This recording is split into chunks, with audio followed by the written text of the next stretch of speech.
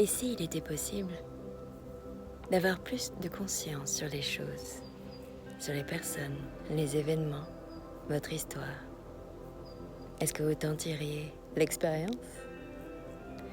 Eh bien, l'expérience que je vous propose s'appelle l'hypnose, étymologiquement de la mythologie grecque, le dieu du sommeil. Bien que on ne dort pas sous hypnose. On n'est pas non plus totalement inconscient sous hypnose et on ne peut pas faire n'importe quoi avec vous sous hypnose. Il ne faut pas non plus y croire pour que ça fonctionne. Car l'état d'hypnose, c'est un état totalement naturel que l'on vit même plusieurs fois par jour. Rappelez-vous, lorsque vous rêvassez, lorsque vous êtes sur votre portable en train de lire ce message super important et qu'en même temps vous traversez la route sur le passage piéton et que vous savez que la voie est libre. Lorsque vous êtes pris dans cette histoire de ce livre qui vous fascine, que les muscles sont tendus, que l'adrénaline diffuse dans votre corps et qu'en fait, vous êtes simplement installé sur votre fauteuil. Eh bien, cette dissociation s'appelle l'hypnose. Et l'inverse, d'ailleurs, est également possible. C'est-à-dire que lorsque vous vivez des moments d'angoisse, de peur, de phobie, eh bien, dans cet état d'hypnose, tout devient calme.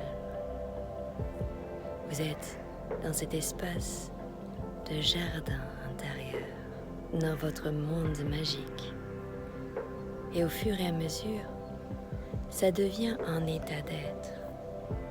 Physiologiquement, qu'est-ce qui se passe lorsqu'on est dans cet état? Il y a un ralentissement des ondes cérébrales. C'est comme lorsque vous courez dans la nature, que vous êtes en route, en pleine vitesse, et que vous ne observez même plus votre environnement. Eh bien, je vous propose de ralentir le pas, de voir ce qui est vraiment autour de vous, d'enlever vos lunettes, d'être en conscience, ici et maintenant, de ressentir vos pieds sur la terre, au sol, d'humecter vos narines avec cette odeur douce de l'automne qui arrive, d'entendre encore ces derniers oiseaux qui chantent, avant de partir pour ce long voyage. Eux aussi savent instinctivement ce qui est bon et utile pour eux. Alors écoutez votre voix intérieure, celle qui sait ce qui est bon et utile pour vous.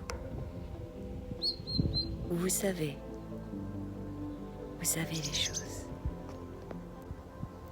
Je vous propose de penser à quelque chose que vous croyez être un grand problème.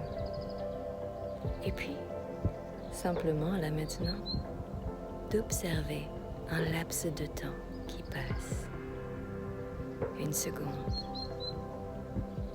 1 minute, 5 ans. Observez 5 ans. 250 ans. Imaginez pouvoir voir 10 000 ans. Toute cette évolution, ce temps qui passe. Comment a évolué ce gros problème?